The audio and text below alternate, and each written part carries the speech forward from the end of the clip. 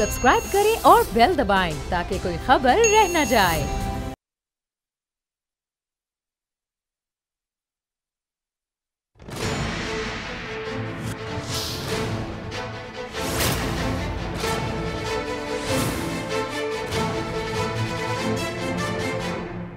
अस्सलाम वालेकुम, मैं नूरुल आरफीन सिद्दीकी और आप देख रहे हैं मेरी जंग।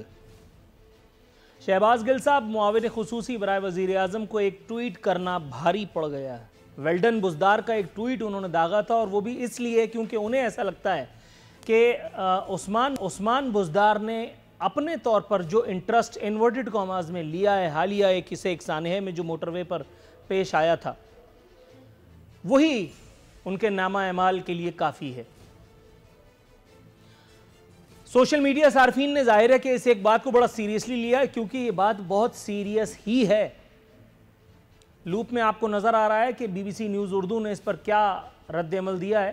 शहबाज साहब, फरात के किनारे कुत्ता नहीं औरत लूटी गई है, ये मुबारकबाद देने की बात है। दरियाए फरात का हवाला इसलिए दिया गया है क्योंकि जिस वक्त धरने की सियासत इस एक मुल्क में जारी थी और बताया जा रहा था कि तब्दीली आएगी तो हमें ज़िंदा रहने के वो हुकूक मिलेंगे जो हमें पूरी ज़िंदगी नहीं मिल सके, उस एक वक्त में खलीफा दोयम मुराद रसूल हज़रत उमर फ़ारूक रज़ी अल्लाह ताला अन्हो का वो बड़ा मशहूर कौल सुनाया जाता था, बल्कि हमें अज़बर हो चुका था कि अगर दरियाए फ़रात के किनारे कोई कुत्ता भी प्यास से मर गया तो मुसलमानों का अमीर या हाकिम उसका ज़िम्मेदार होगा। और हम सादा लोग ये समझ बैठे थे कि ऐसा ही कुछ होने जा रहा है। इसी कॉन्टेक्स्ट में पूछा गया है शहबाज गिल साहब से कि आया आपका आज का तर्ज अमल इस एक बात का आईनादार है या नहीं। ताहम शहबाज गिल साहब का इसरार है कि काम बोलता है, अल्फाज नहीं। दूसरी स्टोरी जिस पर मैं खुद कंफ्यूज आया हुआ हूं और बहुत जोर से कंफ्यूज आया हुआ हूं वो ये कि सिंध में स्कूल्स खुलेंगे या नहीं। मुर्तज़ा वहाब साहब भी मेरी ही तरह कन्फ्यूजन का शिकार हैं। उन्होंने एक ट्वीट दागी है और उस ट्वीट से हम सब मिलजुल करके जितने कंफ्यूज हो गए हैं अलमान अलफीज़। एक तरफ तो सईद गनी साहब ने 15 सितंबर से स्कूल खोलने की बात की है, स्कूल खोलने की तैयारियां हो रही हैं, स्कूल बल्कि खुला ही चाहते हैं। दूसरी तरफ मुर्तज़ा वहाब साहब सिंध हुकूमत के तर्जुमान, उनकी ज़ाहिर एक सरकारी पोजीशन है, सरकारी हैसियत है।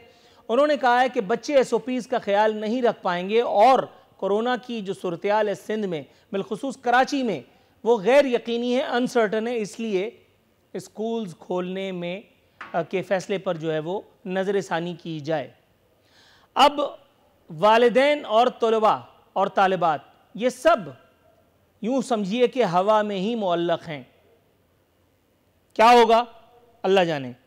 और आखिरी पुरलुत्फ़, पुरमज़ा और दिलचस्प स्टोरी, शहबाज शरीफ साहब अपोजिशन रहनुमा एक मरतबा फिर वो नज़रियाती हो गए हैं।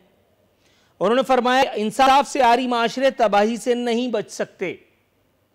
नज़रियात का सौदा ये पहली मरतबा नहीं हो रहा और वो भी अपोजिशन कोई रहनुमा जो कर रहा है। ये पहली मरतबा नहीं है कि कोई अपोजिशन रहनुमा नज़रियात का कारोबार इस ताम झाम के साथ कर रहा है। आपको ये बताते हुए बिल्कुल भी मुसर्रत महसूस नहीं कर रहा हूँ कि पाकिस्तान की माजी करीब की सियासत को अगर आप जांचें तो अपोजिशन में रहते हुए अवाम का जो दर्द कौमी रहनुमाओं के पेट में जिस तरह से मरोड़ पैदा कर दिया करता था, आज उसकी ज़रा सी झलक भी हमें देखने को नहीं मिलती। तो अगर शहबाज शरीफ साहब नज़रियाती हो चुके तो इसमें कौन सी हैरत की बात है। शहबाज शरीफ साहब का कहना है कि हुकूमत मजलूम के बजाय जालिम का साथ दे रही है। बताना यह था कि आपके दौर में भी यही हो रहा था, लेकिन आपको नजर इसलिए नहीं आ रहा था क्योंकि आपकी आंखों पर जो चश्मा था उसे इक़्तिदार कहते हैं। ये चश्मा आप पाकिस्तान पीपल्स पार्टी को पहना दें, PTI को पहना दें, आपको पहना दें, नूरुल आरफीन सिद्दीकी को अभी देखिए एक वजारत दे दिए, ऐसी मजाक में फिर देखिए मैं कैसी तूफानी बातें करूंगा, मुझे सब कुछ अच्छा नजर आने लगेगा। ये तो सिर्फ इसलिए है क्योंकि अभी हाथ पल्ले कुछ आया नहीं है। अवाम पाकिस्तान का हंस कर बुरा हाल है। शहबाज शरीफ साहब ने कहा है कि खान साहब हद तक इज्जत के मुकदमे से अब तक फरार हैं। 10 अरब हर जाने के मुकदमे में 33 बार इल्तवा लिया जा चुका। इसी किस्म के मौज़ूआत पर गुफ्तगू के लिए या यूँ कहिए कि दिल पेशौरी के लिए आज हमारे साथ मौजूद हैं फिरदौस द ग्रेट शमीम नकवी साहब पाकिस्तान तहरीक इंसाफ से। करीम ख्वाजा साहब सेनेटर हैं पाकिस्तान पीपल्स पार्टी से, हमारे साथ बनफ़्स नफीस स्टूडियोज़ में तशरीफ़ रखते हैं। और डॉक्टर इंसार चीमा साहब पाकिस्तान मुस्लिम लीग नवाज़ की तर्जुमानी के फ़राइज़ अंजाम दे रहे हैं। तमाम मोअज़्ज़िज़ मेहमानों को अपने शो में शिरकत पर, ये रिस्क लेने पर एक मरतबा फिर शुक्रिया अदा करता हूँ। हस्ब रिवायत हस्ब दस्तूर सरकार का रुख करते हैं, सरकार भी विफाकी। फिरदौस शमीम नकवी साहब कैसे हैं आप? अल्हम्दुलिल्लाह। सर गुस्से में लग रहे हैं। जी सरकार, एसी ज़रा थोड़ा सा तेज़ अगर आप करवाएं ताकि आपके मिजाज जो हैं वो बरहम नज़र ना आए मुझे। आप मैं कहाँ नूरुल आरफीन के साथ, जब नूरुल नूर अपने सामने हो तो क्या मैं तो सिर्फ आज सोचा था कि करेले शायद बाजार में ख़त्म हो गए। अच्छा सर, ये वैसे आपस की बात है, ये शहबाज गिल साहब अच्छी भली बिलावजह दूसरों की शामत आई हुई थी, क्या ज़रूरत था इस तालाब में छलांग लगा करके अपने आप को बिलावजह मैला करने की? CCPO के ऊपर चल रही थी तमंचेबाजी, तबर्रा उनको हो रहा था, ठीक है। उस्मान बुज़दार साहब के साथ चल रहा था, ठीक है। ये तो विफाक में है, एक अच्छी खासी मसनद अल्लाह का शुक्र है मिल गई है। फिर बिलावजह वेल्डन बुज़दार का ये ट्वीट, और वो भी ऐसे एक वक्त में कि जब हज़रत बुज़दार का खुद ही कुछ पता नहीं है कि बारात आ रही है, जा रही है, रुक रही है या लुट चुकी है। इस एक वक्त में सिर्फ उस एक बात पर, वो जो कल एक प्रेस कॉन्फ्रेंस हुई है, कोई मुझसे कह रहा था और ट्वीट पे भी कोई एक दूसरे से गुफ्तगू कर रहा था, मैंने वो ट्वीट भी देखे कि महज सुराग लग जाने पर मुजरिम हाथ नहीं आया, बाकायदा प्रेस कॉन्फ्रेंस दाग दी गई। सर कुछ रहनुमाई फरमाइए।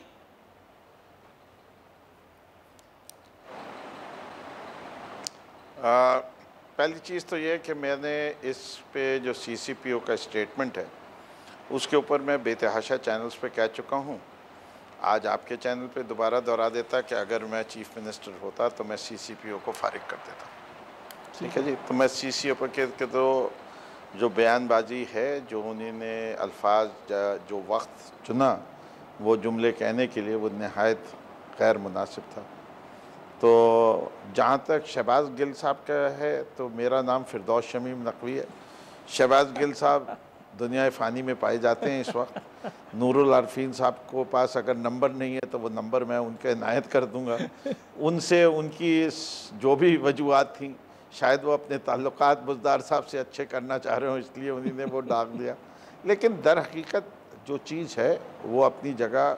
जहाँ तक इस सानिया का ताल्लुक़ है, जो ज़िम्मेदारी हुकूमत की है, जो माहौल इस मुल्क और माशरे में होना चाहिए, उससे हम कितने दूर हैं, वो सारी चीज़ें आप दुरुस्त फरमा रहे हैं। और वो ज़िम्मेदारी लेनी चाहिए हुकूमत वक्त को, और उससे पीछे नहीं हटना चाहिए। एक, लेकिन अगर 2 दिन में सराख भी लगा लिया जाता है तो मैं समझता हूँ कि बुरी पेशरफ्त नहीं है।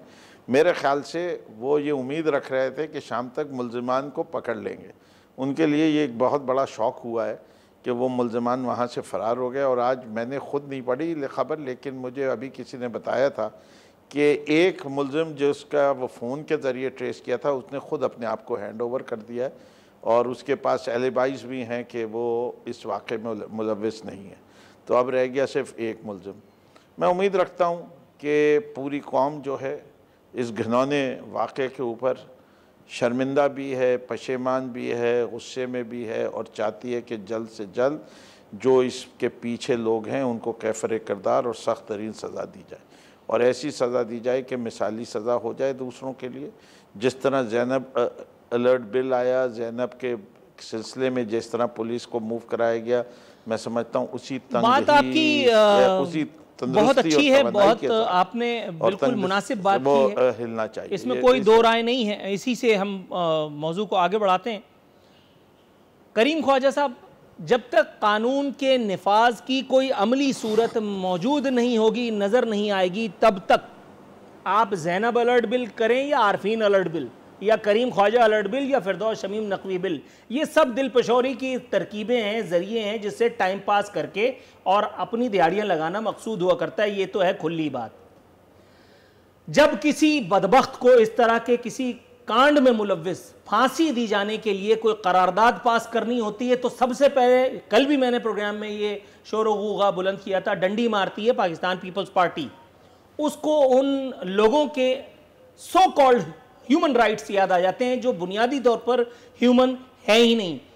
कैन यू बिलीव कि मेरे पास पिछले हफ्ते एक ऐसी रूह फरसा दस्तावेज प्लस कुछ अजीब व गरीब तस्वीर आई जिसमें मैं पार्टी का नाम नहीं लेना चाहता, लेकिन एक सीनियर रहनुमा, एक अजीम नहीं तो एक कम से कम काबिले जिक्र मनसब पर फायज एक आदमी ने मुझे वो तस्वीर भेजी जिसमें 10 साल के एक बच्चे को उसके नाजुक जगह पर गोली मार करके उसको जख्मी किया गया, सिर्फ इसलिए कि उसने एक मलऊन की हवस को पूरा करने में रेजिस्टेंस दी।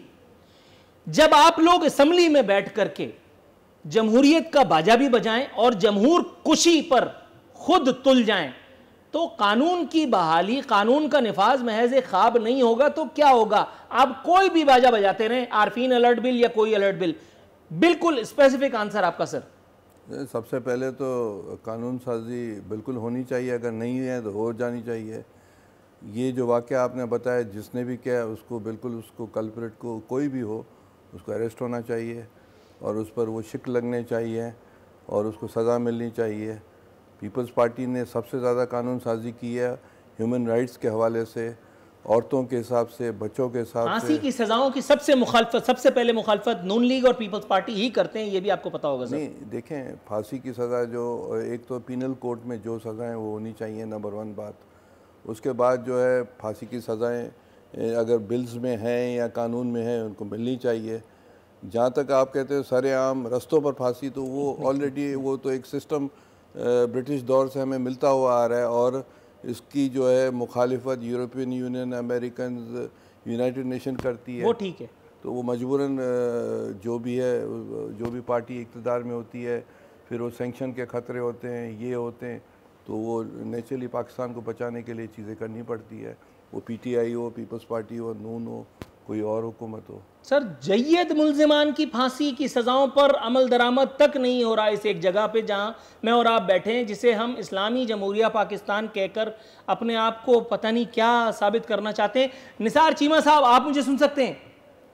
बिल्कुल आपकी आवाज़ आ रही है नूरुल्लाह हसीन साहब, आपकी आवाज़ तो पूरी कौम सुन रही है। निसार चीमा साहब, सर इस हुस्न ज़न के लिए आपका मशकूर हूँ, लेकिन जनाब मन, आपने शायद वो खबर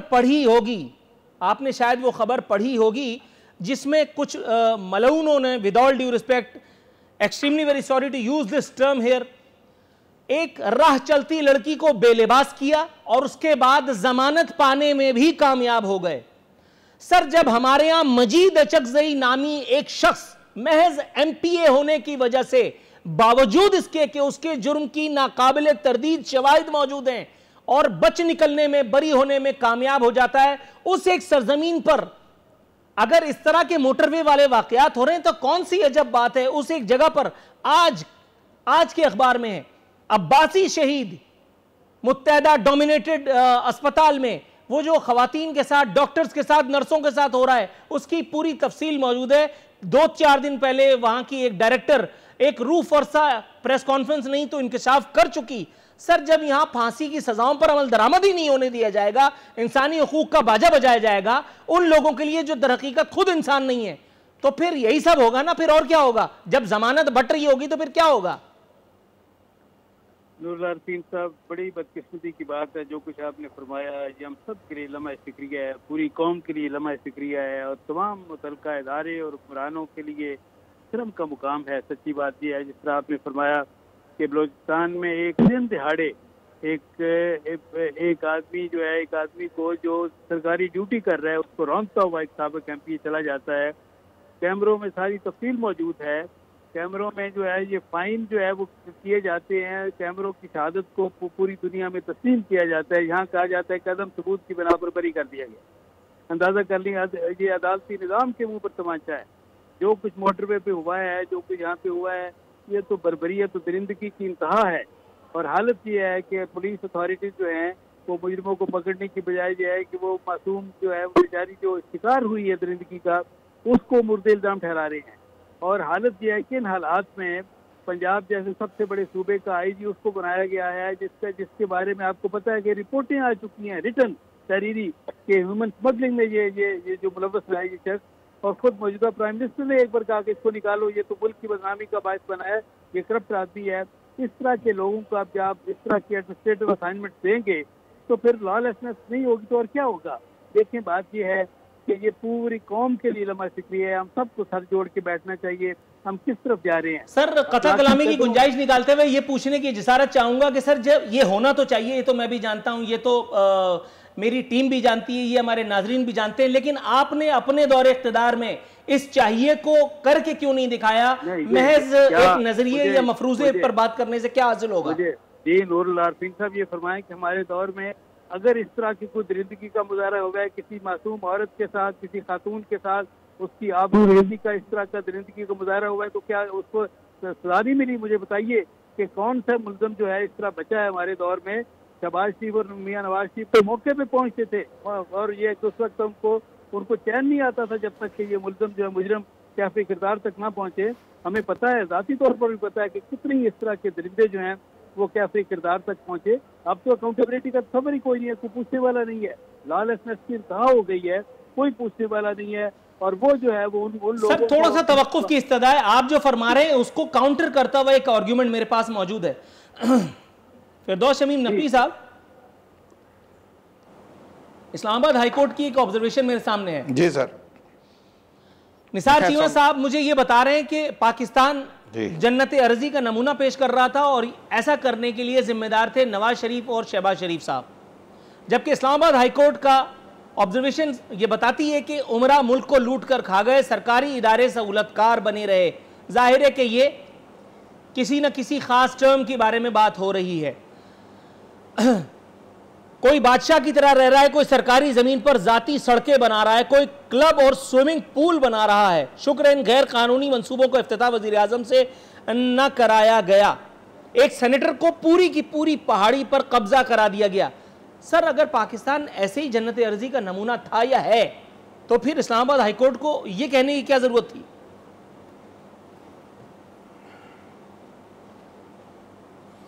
जी मैं समझता हूं कि पाकिस्तान के तमाम इदारे उनको खुद अपना एहतसाबी के अमल को शुरू करना चाहिए। ख़ास तौर पे चीफ जस्टिस गुलजार साहब को शुरू करके देखना चाहिए कि ये कैसे मुमकिन हुआ कि ये फ़ैसला MPA के हक़ में आ गया। हकूमत वक्त के पुलिस डिपार्टमेंट को ये देखने की ज़रूरत है कि मुर्तज़ा भुट्टो का केस के अंदर कातिल क्यों नहीं पकड़े गए। साहिवाल इंसिडेंट के ऊपर जहां पुलिस ने खुद गोली चलाई, लोग बरी कैसे हो गए। मॉडल टाउन के सानिया के पीछे कौन कौन किरदार थे वो अभी तक बेनकाब क्यों नहीं हुए। और जहां तक मेरे निसार साहब ने बात की है, एक अफसर जिसके बारे में जब वो SP भी नहीं DSP था उस वक्त से बदनामी थी, वो इनके दौर में DIG तक कैसे बन गया। इतना ख़राब अफसर को ये कैसे प्रमोट करते रहे। उनके दौर में DIG बन गया, रईसी का सर आपने पूरी कर दी, इनकी तो वफाक में भी हुकूमत थी सूबे पर। जी मैंने तो फायर भी कर दिया था अगर मैं चीफ मिनिस्टर होता। और तारिक फजल चौधरी साहब ने रिकमेंड भी किया था ARY के प्रोग्राम में कि ऐसे अफसरान को होना चाहिए। तो मैं तो वो तारिक फजल साहब खुद मौजूद हैं, वो खुद उसका जवाब दे देंगे जब भी आप उनसे पूछेंगे, लेकिन ये भी अपनी जगह हकीकत है। तो बात सारी ये है कि हम 70 साल हो गए आज़ाद हुए हुए, कुछ बुनियादी चीज़ों में अभी भी पीछे हैं और उसके अंदर हम सबका कुछ ना कुछ बेईमाना किरदार है। और ये Rome was not built in a day, वो बात भी अपनी जगह सही है, लेकिन जो बुनियादी कुछ चीज़ें हैं जिसको तमाम इदारों को इदारा बनने के लिए अपने पैर जमाने पड़ेंगे, ज़मीन पर ख़ुद एहतसाबी करनी पड़ेगी।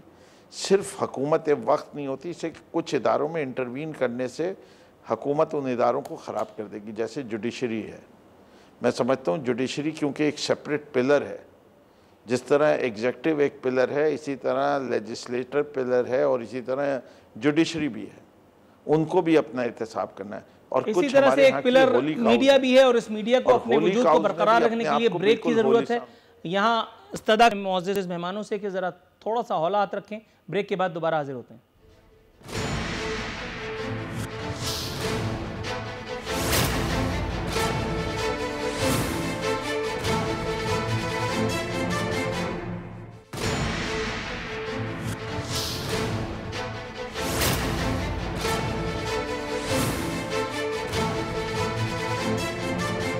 वेलकम बैक नाजरीन। बात हो रही है अपने मेहमानों से।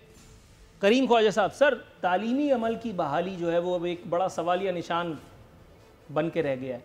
मुर्तज़ा वहाब का ट्वीट उसने सबको एक अजीब मखमसे में, एक अजीब शशोपंच में डाल दिया है कि क्या होने वाला है। सिंध सरकार दीगर सूबों की तरह भी स्कूल्स खोलने जा रही है। अब तक तो 15 तारीख की डेडलाइन भी आ गई है कि 15 को ओपनिंग होगी, लेकिन सर अब ओपनिंग होगी क्योंकि मुर्तज़ा वहाब कोई आम आदमी तो नहीं है। Murtaza Wahab has a position, has a portfolio. वो तर्जुमान है सिंध हुकूमत के। मुर्तज़ा वहाब कह रहे हैं का मतलब सिंध हुकूमत की, वज़ीर आला की या पाकिस्तान पीपल्स पार्टी डेफिनेटली की तायीद हासिल है इस एक बयान को। क्या कहेंगे सर? देखिए, मुर्तज़ा वहाब की जो ट्वीट आई है वो मैं एज अ डॉक्टर ये कहूँगा कि उन्होंने बिल्कुल सही ट्वीट की है। उसका रीज़न ये है कि पाकिस्तान में जो 2 महीना पहले WHO ने कहा था, 2-2.5 महीना पहले, कि यहाँ हमारे पास 2-3 त्यौहार आने वाले हैं जिसमें ईद उल अज़हा थी, उसके बाद मुहर्रम का मुक़द्दस महीना था, उसके बाद अचानक ये रेन्स और फ्लड्स आ गए, उसके बाद अभी ईद मिलादुल नबी का भी आना है। तो उसमें जब इज्तिमात होते हैं और ये रेन्स और फ्लड्स की वजह से लोग बाहर निकले हैं, आपस में मेल जोल हुआ है, मुलाकातें हुई हैं, तो उसमें बढ़ने का इम्कान है, ये WHO भी कहती है। और मैं आपको बताऊं कि कराची के जो DHOs हैं और सूबे सिंध सारे के DHOs से जब मैंने पूछा तो उन्होंने मुझे बताया कि आपके अपने ज़िले के DHO ने मुझे बताया कि हमें गवर्नमेंट ने कहा है कि हर रोज़ कम से कम 400 रिपोर्ट्स करें इसकी कोविड की। और अब बड़े परेशान हो रहे हैं कि लोग कराने के लिए तैयार नहीं है और बढ़ रहा है। उन्होंने खुद ये कहा कि बढ़ रहा है और ये अभी स्कूल भी खुलने वाले हैं। तो कहने का sir confusion is still there. बहसियत डॉक्टर जो आपने फरमाया वो बात ठीक है। अब बहसियत एक साइंसदान सॉरी बहसियत एक पॉलिटिकल पर्सन, आप मुझे ये बताइए पाकिस्तान पीपल्स पार्टी का स्टैंड इसके ऊपर क्या है? वो जो सईद गनी साहब कर रहे हैं स्कूल खोल के, या मुर्तज़ा वहाब साहब जो ट्वीट दाग करके जिन्होंने कन्फ्यूजिया दिया है? हमें क्या करें? बच्चों की किताबें खरीदें ना खरीदें, बच्चों की यूनिफॉर्म्स लें ना लें, स्कूल खुलने बंद होने, सईद गनी और मुर्तज़ा वहाब सिंध सरकार के ही 2 वज़रा हैं ना, क्या करें? सर, आज सुबह को मखतूम जमील जमा के भाई का इंतकाल हो गया तो मैं हाला था और नमाज जनाजा में इत्फाक से मैं जहाँ खड़ा था मेरे बराबर में सईद गनी भी खड़े थे। जनाजे नमाज के बाद मैंने सईद गनी को कहा कि भाई कोविड बहुत बढ़ गया। उसने कहा हाँ बढ़ गया है। मैंने कहा मेरी आपको सजेशन ये है। सईद गनी ने कहा बढ़ गया है? बिल्कुल, उसने कहा बढ़ गया है। और मैंने उसको ये कहा कि मैंने कहा as a doctor Saeed Gani मैं ये कहूँगा, मेरे कुलीग भी रहे हैं, आप सेनेटर भी रहे हैं, कि आप इसको 15 दिन या बढ़ा दें, क्योंकि बच्चे आपके हों, मेरे हो, पाकिस्तान के बच्चे, हम सब के बच्चे हैं और we must not take risk. वो यूनिवर्सिटी के बच्चे हों या प्राइमरी या जो है नर्सरी के हो। सर एक और सवाल पूछने की जिसारत करना चाहूँगा। वज़ीर आला मुराद अली शाह साहब थ्रू आउट कोविड के मामले में बड़ा प्रोएक्टिव रहे हैं। ये मुमकिन है कि उनकी नज़र से ये बात चूक जाए, उनको ना पता चले कि मुराद अली शाह क्या नाम है, सईद गनी और जो मुर्तज़ा वहाब हैं वो एक ही वक्त में 2 अलग अलग बात या अमल करके दिखा रहे हैं। मेरे ख्याल से जो कोविड के मसले पर बिलावल भुट्टो साहब हो, सईद गनी साहब हो, CM साहब हो, पीपल्स पार्टी हो, हम बड़े सेंसिटिव हैं। और मेरे ख्याल से जो मैं अल्ल ऐलान ये कह रहा हूँ कि जब मैंने खुद उसको ये कहा और 11 तारीख से अगर आप देखेंगे तो खुसूसन कराची में ये बढ़ रहा है और ये रिपोर्ट्स के हिसाब के बुनियाद पर मैं कह रहा हूँ। फिरदौस शमीम नकवी साहब, हुजूर वाला कन्फ्यूजन सर, केसेस एक तरफ तो दावा किया सेनेटर करीम ख्वाजा साहब ने कि ऑन द राइज हैं और उसकी रीजंस भी बताई। सर प्लीज़ कुछ रहनुमाई फरमाइए विफाक से। ये जो रहनुमाई शायद मुर्तज़ा वहाब साहब ने चाहिए, मेरा ख्याल है कि अब तो कुछ न कुछ नजर करम होना चाहिए। क्या करें?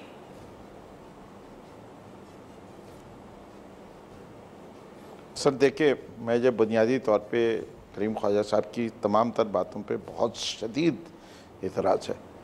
इससे कि पहली चीज़ हमारी NCOC बनी हुई है, ये कह रहे हैं कि डाटा फैब्रिकेट हो रहा है। जितना डाटा आ रहा है आज का भी अगर आप देखेंगे तो पाकिस्तान के पूरे पाकिस्तान में 6 डेथ्स हैं और 353 केसेस हैं। डॉन देख लें, कोई भी अखबार उठा के देख लें इस वक्त, और पिछले 2 हफ्तों से पूरे पाकिस्तान से कितनी डेथ्स हैं सर, दोबारा बताइएगा। 8 से ज्यादा नहीं हुई,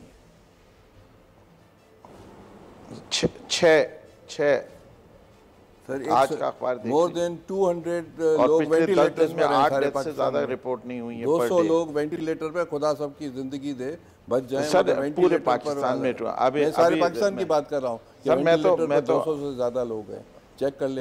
मैं तो सर मैं 22 करोड़ की आबादी में 202 वेंटिलेटर पे हैं, और हमारे यहाँ का रिकवरी रेट और सारे, जब एक फ़ैसला कर लिया कि तमाम फैसले एक कौमी इदारे और एक कौमी committee, national coordination and operation, और अब इस वक्त ये है कि सारी दुनिया पाकिस्तान को एक मिसाली केस समझ के कर रही है। हमारे इस मुल्क का एक सूबा अपनी 1.5 ईंट की मस्जिद क्यों बनाना चाहता है, वो क्यों नहीं NCOC में यही आर्गूमेंट लेके जाता। उस जगह बाकायदा डिबेट हुई और उसके बाद फैसला हुआ कि 15 तारीख को हम क्या क्या खोलेंगे, यूनिवर्सिटी कॉलेज खोलेंगे, और उसमें भी 50% अटेंडेंस के साथ करेंगे, सेफ डिस्टेंसिंग रखेंगे, आधी क्लासें एक वक्त होंगी, आधी क्लासेस दूसरी वक्त होंगी, असातिज़ा को कुछ मुश्किलात होंगी, पूरा उसका गेम प्लान दिया गया। अगर किसी चीज़ से भी एतराज़ था तो उनको एतराज़ उस जगह पे करना चाहिए था और वहाँ डिबेट करनी चाहिए थी। गो के इख्तियार दिया गया कि सूबे अपनी जगह फ़ैसला कर सकते हैं, लेकिन उसके बाद ये देखा गया कि जब सूबे एक पेज पे वफाक के साथ आए, मुल्क ने बड़ी तेज़ी से इस मसले पे काबू पाया है। तो अब ये फिर दोबारा किस किस्म का इंतशार फैलाना चाहते हैं, और ये कहना कि जी मुहर्रम की वजह से बड़ा, मुहर्रम के बाद रबीउल अव्वल आएगा, रबीउल अव्वल के बाद अगला त्यौहार आएगा, फिर वो आता रहेगा, इसी तरह चलता रहेगा मामला। तो आपने दुनिया में बाकी ममालिक भी जो इस चीज़ से गुजरे हैं, वो अब कोविड के साथ जीना सीख रहे हैं, और हमें अपने बच्चों को, इससे कभी ये कोई नहीं पता, कोई गारंटी नहीं है कि जी सेकंड वेव नहीं आएगा, थर्ड वेव नहीं आएगा। आपको जो फैसला करें, मैं ये नहीं कहता स्कूल खोले, मैं ये नहीं कहता स्कूल बंद रखें, जो करें, जो जिस कमेटी के अंदर फैसला करने का इख्तियार, वहाँ बहस करें। राइट सर, निसार चीमा साहब, सर आप एक मेडिकल डॉक्टर भी हैं और एक सियासतदान भी। हमजा शहबाज, मरियम साहिबा ने जो नुक्ता दागा है, बात तो ठीक है, एक आदमी जो किसी से मिलना जुलना नहीं है, जेल में है, उसको कोरोना हो गया, तो फिर ये इख्तिलात, खुदा ना खास्ता, अल्लाह माफ़ करे, मैं कुछ कहना नहीं चाहता, आप खुद ही समझ जाइए और जवाब अता कीजिए। जी देखिए, हमें गैर मामूली एहतियात की यकीनन ज़रूरत है। अल्लाह ताला का फजल करम है कि कई वजूहात की बिना पर यहाँ पे इस मुल्क में मोर्टेलिटी रेट वो नहीं है जो यूरोप में है, जो अमेरिका में रहा है, जो चीन में है, जो हमारे करीब हिंदुस्तान में है। कई वजूहात हैं, और ये है कि अगर हुकूमत कुछ बड़े बड़े ब्लंडर्स ना करती तो हमारी सूरत हाल इससे भी बेहतर होती। लेकिन बहरहाल ये है कि हमें एहतियात की बहुत ज़्यादा ज़रूरत है, इसमें कोई शक नहीं है। हमें बिल्कुल ये हाथ पे हाथ धर के नहीं बैठना चाहिए कि ये जो है ये बिल्कुल काबू में आ गया है, ख़त्म हो गया है, कोरोना अभी मौजूद है, और हमें मुसलसल एहतियात की ज़रूरत है। और इस हवाले से मैं समझता हूँ कि जो भी फैसले हों, उसमें यह है कि WHO की राय को पेश नज़र रखा जाए। ये सियासी मसला नहीं है, ये मेडिकल इशू है, और इसमें जो मेडिकल स्पेशलिस्ट हैं, पब्लिक हेल्थ स्पेशलिस्ट हैं, WHO एक आलमी तंजीम है, उससे हमें ज़रूर रहनुमाई लेनी चाहिए। Right sir. करीम Khwaja Sahab, sir medical issue तो ये है सर, इसमें मैं एक ऐड कर दूं। जी वो सर। जो हमारा साथ वाला मुल्क है, नहीं, जो हमारा साथ वाला मुल्क है इंडिया, उसने सारा WHO पे अमल किया था और उसके हालात देख लिए। मैं समझता हूँ कि आप अपने हालात को बेहतर समझते हैं, अपनी आबादी की ज़रूरियात को बेहतर समझते हैं। आपको फ़ैसले होशमंदी के साथ लेने चाहिए, एहतियात के साथ लेने चाहिए। लेकिन WHO हमारे मुल्क को हमसे बेहतर नहीं जानता, हमारे लोगों की ज़रूरियात को हमसे बेहतर नहीं जानता। हम हमेशा कहते रहें कि कंप्लीट लॉकडाउन का ये मुल्क मुतहम्मिल नहीं है। सर जुज़वी लॉकडाउन क्या इसका एक हल हो सकता है? Senator Karim Khwaja Sahab, if at all, खुदा न खास्ता, अल्लाह न करे, अगर हम उस तरफ जाते हैं राइज की तरफ, माज़अल्लाह माज़अल्लाह माज़अल्लाह। देखिए, दो बातें हैं। सबसे पहले तो NOCC जो है, वो तो प्रैक्टिस कर रहे हैं। मेरी बात सुने प्लीज़, मैंने जी आपकी सर, बात जी सर, प्लीज़ गो ऑन। तो NCOC, हाँ, तो उन्होंने जो है कहा था कि 70,000 से 1 लाख टेस्ट पर डे हम कर सकते हैं। उन्होंने इस सारे अमल में 4-5 महीने में या 6 महीने में 20,000 22,000 से ज़्यादा नहीं किया, और सबसे ज़्यादा सूबे सिंध ने 10,000 12,000 टेस्ट किए। पंजाब जो कि 12 करोड़ की पॉपुलेशन है 3-4 हज़ार भी नहीं किए। हम ये कहते हैं कि आप टेस्ट कराएं, 70,000 ही करा दें, और जब तक ज़ीरो नहीं आता आप कराते जाएं। आपको जो रिज़ल्ट आएगी फिर आप लॉकडाउन की हम बात नहीं करते, हम ये कहते हैं कि लिमिटेड एरियाज़ में जहाँ बढ़ रहे हैं, देखिए कराची में बढ़ रहा है, आपके मलीर में बढ़ रहा है, ये आप कल भी अभी भी टेलीफोन करके पूछ सकते हैं। कराची के दूसरे इलाकों में बढ़ रहा है, सूबे सिंध में भी बढ़ रहा है, मुख्तलिफ इलाकों में। इसी तरह अगर आप देखेंगे तो अगर सही माना में पंजाब में टेस्ट अगर आपकी बात बाय कर लूँ तो फिर तो यहाँ सिंध सरकार कटहरे में खड़ी नजर आती है जनाब इमन। अगर आप इतने डेफिनेट हैं और इतने श्योर हैं, और दूसरी तरफ सिंध सरकार स्कूल खोलने जा रही है, नहीं तो आप तो फिर रोके ना, फिर सामने आए, प्रेस कॉन्फ्रेंस करें, बोले बंद भाई। तो जब मुर्तज़ा ने जो बात की है तो उन्होंने एक तरह से बात की। ख्वाजा साहब से पूछें कि पूरे मुल्क में आज केसेस कितने हैं? नहीं, नूरुल आरफीन साहब जरा पूछ लें मेरी तरफ से कितने केसेस हैं? नहीं देखें पूरे मुल्क में देखें कोरोना के टोटल केसेस नहीं हुआ, आपने भी बताया ना 300 एंड समथिंग, ठीक है। हम ये कह रहे हैं कि 70,000 टेस्ट आप करो, एज अ डॉक्टर मैं कह रहा हूँ। उसके बाद नहीं, वो तो डेली रिपोर्टेड थे। नहीं, इस वक्त आज की तारीख में active cases 5,000। Confusion still there. नाज़रीन, यहाँ वक्त हुआ एक वक्फे पर जाने का, वक्फे के बाद दोबारा हाजिर होते हैं।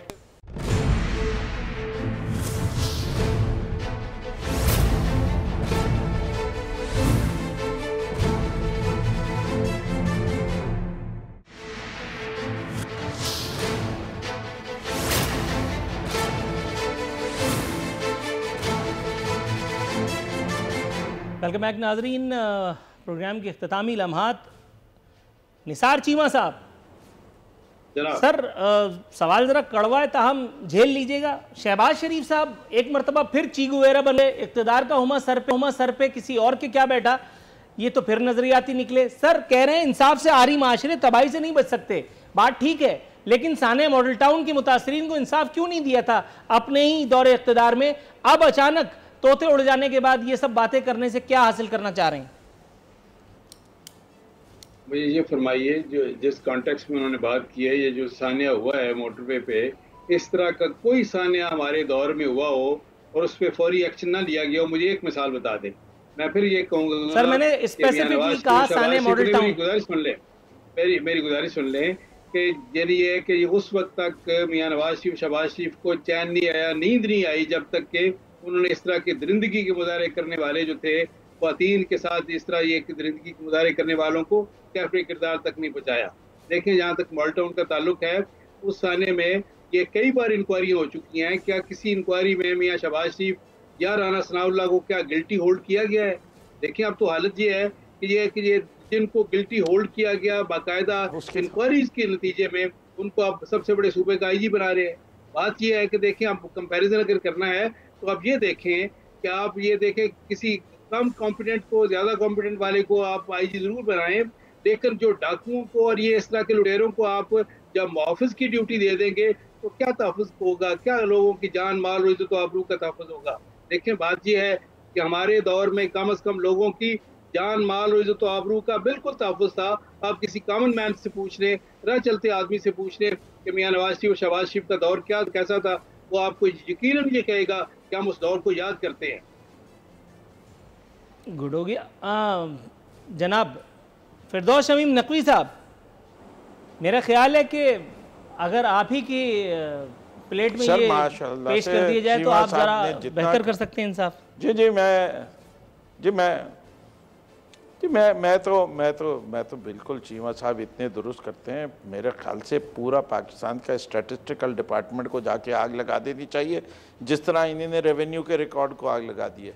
फजूल में कहते हैं कि पंजाब में इतने रेप के केसेस होते थे, कि रेप के केसेस सारे शुरू ही हुए हैं पाकिस्तान तहरीक इंसाफ का जब से दौर शुरू हुआ। उससे पहले कभी आपने सुना आज तक पाकिस्तान में और पंजाब में किसी खातून का रेप हुआ हो, किसी को कपड़े बरहना करके गांव में चलवाया गया हो? कभी कोई कोर्ट में ऐसा केस आया ही नहीं, कोई किसी बच्चे के साथ कोई जुल्म ज्यादती हुई नहीं। वो जो कसूर के अंदर पूरा पोर्नो का डेन शुरू हुआ हुआ था, वो पीटीआई के दौर में शुरू हुआ हुआ था, कि पोर्नो सेंटर ऑफ एशिया बन गया था, वो सब पीटीआई के दौर में हुआ है, वो कोई शहबाज शरीफ के दौर में कोई हुआ है। बिल्कुल सही कहते हैं चीमा साहब, बिल्कुल दुरुस्त का काम बात करते हैं। इतना सच बोलते हैं कि मैं कहता हूँ सदाकत का निशान हैदर इन्हें देना चाहिए। बस कम से कम आदमी को कुछ शर्म होती है, कोई हया होती है, उतना झूठ बोले जितना बर्दाश्त हो जाता है। कह देते कि भाई वहाँ बेहतर हालात थे या मियां नवाज शरीफ ने देखे वो केस हल कर लिया, लेकिन पंजाब में जितने रेप के केसेस चल रहे हैं माजी में पिछले 5 साल में कैदे सिफर था, कैदे सिफर था। अच्छा थोड़ा सा तवक्कुफ करीम ख्वाजा साहब के पास, करीम ख्वाजा साहब के पास यही चीज लेके जाते हैं। जब आपने कहा था कि कोई सारी चीजें दुरुस्त थी उस जमाने में, करीम ख्वाजा साहब के पास जाते हैं सर, देखिए अभी जवाब मिल जाता है। थोड़ा सा तवक्कुफ, नकवी साहब मरवा का केस कराची में कोई हुआ है सर, वो भी फेडरल गवर्नमेंट ने। सर थोड़ा सा तवक्कुफ, करीम ख्वाजा साहब ये लोग बिलावजह इख्तलाफ का शिकार हैं, इख्तलाफ राय का शिकार हैं। हम आ जाते हैं पाकिस्तान के सबसे आइडियल सूबे सिंध की जानिब, जहाँ एक सरकारी किलर उसको बाकायदा हमारी जेब पे डाका मार के तनख्वाह दी जाती रही। राउनवार की बात कर रहा हूँ, इधर उधर लोग जाएंगे बिलावजह वो आपस में खुस फुस करेंगे, मैं उनको नाम लेके बुला लेता हूँ। 400 खिलाड़ी को पवेलियन पहुँचाने का उस पर इल्ज़ाम था। उसके बाद जिस शान शौकत के साथ वो आज भी अपनी पेंशन ले रहा है, अच्छा वो तो पेंशन ले रहा है लेकिन उसके जो दस्तो बाजू हैं वो आज भी सर्विस में। और ये ऐसी बात नहीं है कि मैं जो कोई इंकशाफ कर रहा हूँ जिससे सुन करके किसी के तोते उड़ जाएं, किसी की दुकान बंद हो जाए, किसी को हार्ट फेल हो जाए, ये सब जानते हैं, ये सब जानते हैं। ये कोई इन्वेस्टिगेट करने की भी अब ज़रूरत नहीं है। सर पूछना ये था कि सूबे सिंध में ये जो आइडियल एक माहौल बनाया गया था बाकायदा आपके दौर हुकूमत में, ज़ाहिर है कि राव अनवार को भी लोग कहा करते थे कि ये किसी का परवरदा है। फिर आप समझ रहे होंगे, मतलब मेरा सवाल मैं डायरेक्टली अपने मुंह से क्या कहूँ, अगर आप स्ट्रेट खुद जवाब देने पर आ जाएं तो मेरे अल्फाज भी बच हो जाएंगे। सर मसला ये है कि एक कमेंट पहले उसका मैं एक जुमले में दे दूँ। मसला ये है कि पंजाब या आजकल वफाक में जो हुकूमत है, इनका क्लेम है कि मदीने की रियासत बहुत सेक्रेट नाम है बीइंग अ मुसलमान हर एक के लिए। अब मदीने की रियासत ये बनाने जा रहे हैं, वहाँ का चीफ मिनिस्टर जो है लाइसेंस दे रहा है शराब का, वहाँ इस तरह के रैप हो रहे हैं मदीने की रियासत जिनका इनका क्लेम है, तो ये इनकी तसादात वाली बातें हैं। अच्छा एक बात आपने चूँकि कही है तो मैं कह रहा हूँ, वरना मैं ना कहता। रमेश कुमार साहब जिनका ताल्लुक़ मुसलमान तबके से नहीं है, जो बाकायदा एक प्राउड हिंदू हैं और होना भी चाहिए, उन्होंने ख़ुद कौमी असम्बली में जब ये करारदाद पेश की कि शराब पर पाबंदी लगाई जाए बहैसियत रुकन पाकिस्तान तहरीक इंसाफ, तो उसको डिसोन करने वाले, उसको रिफ्यूज़ करने वाली पाकिस्तान पीपल्स पार्टी नहीं थी और नून लीग ने आपका बाद में इस पर साथ दिया।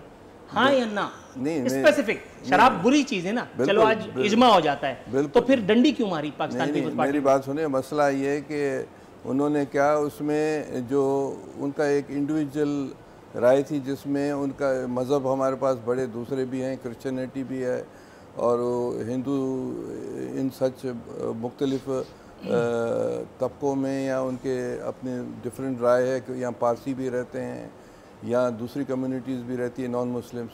तो कहने का मतलब है कि रमेश की अपनी इंडिविजुअल राय थी और एज सच सारी, लेकिन वो एक एफर्ट थी जिसे अपलॉड करना चाहिए था, उनके बाजू मजबूत करने चाहिए थे तमाम तर इख्तिलाफात को कता नजर। देखें उस जमाने में एक सवाल पूछने की इजाजत देंगे नूरुल आरफी साहब? नहीं मुझे अपनी बात सर, एक सेकंड में आ रहा हूं आपकी तरफ। सर मैं आपकी तरफ आखिरी देखें, ये जब करारदाद आई थी उस ज़माने में शायद मुस्लिम लीग नून की हुकूमत थी और उस ज़माने में रमेश कुमार पार्टीज बदलते रहते हैं, वो मुस्लिम लीग नून ने ही मुखालिफत की थी। तो आप समझे, आप मुझसे कर रहे हैं सवाल, मैं इन जनरल बात करता हूँ, यहाँ मुख्तलिफ कम्युनिटीज़ रहती हैं और उन सब से पूछ कर फिर फैसले किए जाएँ। मैं खुदा ना खास्ता शराब खाने की फेवर नहीं कर रहा मगर आप समझ गए बात को? मैं समझ गया जी। फिर था शमीम नकवी साहब।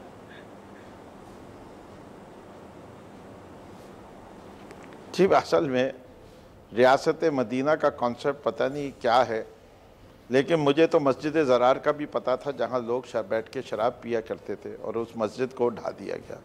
मुझे तो वो भी पता है कि रियासत मदीना में हदूद की सज़ाएँ दी गई हैं, तो इसके माने वहाँ कोई क्राइम होता था तो हदूद की सज़ा दी गई ना उस वक्त। ये किसने कह दिया कि क्राइम फ्री सोसाइटी? नहीं, एक इंसाफ पसंद माशरा था। ये क्राइम फ्री सोसाइटी नहीं होती जब तक इंसान और हवानियत है साथ साथ चल रही है। शैतान का काम साथ चल रहा था, जब दो थे तो हाबील और काबिल हो गया था। तो ये आपके कॉन्सेप्ट्स क्लियर नहीं है, कॉन्सेप्ट क्लियर कर लीजिए और फिर आप रियासत मदीना को जिस तरह तस्खीर कर रहे हैं और तमस्कुर उठा रहे हैं कि ये नहीं है, ये वो अज़ाइम है जो इंसान को ऊँचे अज़ाइम लेके चलना पड़ता है। ख्वाब देखेगा तो ख्वाब पूरे करेगा, जो ख्वाब देखता ही नहीं वो क्या पूरे करेगा, वो तो लूट के सिर को खा जाएगा। जी जनाब डॉक्टर निसार चीमा साहब प्लीज वो सर। तो सिर्फ वो कहता है, नहीं एक जुमला और ले लीजिए, एक जुमला। वो कहते ही हैं कि राशन नहीं बांटो और वो भाषण दिए जा रहे हैं लोगों को, ये कौन सा इंसाफ है? इन्हें जरा खामोश करवाएं। जी चीमा साहब मैं नकवी साहब सिर्फ ये गुजारिश करूंगा कि रास्ते मदीना के बारे में सिर्फ कॉन्सेप्ट अगर क्लियर हैं तो सिर्फ हमारे वज़ीर आज़म के हैं, जिन्होंने उन्हीं कॉन्सेप्ट उन्हीं तसव्वुरात को अमली जामा पहनाने के लिए CCPO लाहौर जो है और IG पंजाब जिस तरह के लोग तैनात किए हैं, उसी को अमली जामा पहनाने के लिए रियासत मदीना के हकीकी तसव्वुरात का क्योंकि उन्हें इदराक है, उन्हीं तसव्वुरात को अमली जामा पहनाने के लिए इस तरह के अफसरान का वो उनकी तैनाती कर रहे हैं। सर बात तो आपकी ठीक है, लेकिन एक बात बताऊं, आपके दौर में एक बाकायदा नाम ले चुका हूं मैं अपने कई प्रोग्रामों में, आपने एक ऐसे आदमी को मिनिस्टर लगाया था, खुदा की कसम खा करके कह रहा हूं, अगर वो मेरे बराबर में बैठा हुआ हो तो वो मेरा असिस्टेंट भी नहीं लगेगा। और आपके दौर में वो बाकायदा नवाज शरीफ जिंदाबाद कह करके जो है ना वो दिल जलाया करता था। अरफीन साहब, मैं एडमिट करता हूं कि हमसे भी बड़ी गलतियां हुई हैं, लेकिन मैं आपको यकीन दिलाता हूं कि हमने अपनी गलतियों से सीखा है। चलिए सर, वो तो वक्त बताएगा। फिरदौस शमीम नकवी साहब, निसार चीमा साहब और सेनेटर डॉक्टर करीम ख्वाजा साहब, तीनों मौजूद मेहमानों का शो के आगाज़ भी शुक्रिया अदा कर चुका हूँ। शाम पर भी एक मरतबा फिर आपका मशकूर हूँ कि आपने अपनी मसरूफियत के बावजूद इस शो में शिरकत की ज़हमत गवारा की। नाज़रीन, था आज का प्रोग्राम। इंशाअल्लाह ताला अगले हफ्ते बशर्ते ज़िंदगी फिर हाजिर खिदमत होंगे। फ़ी अमानिल्लाह।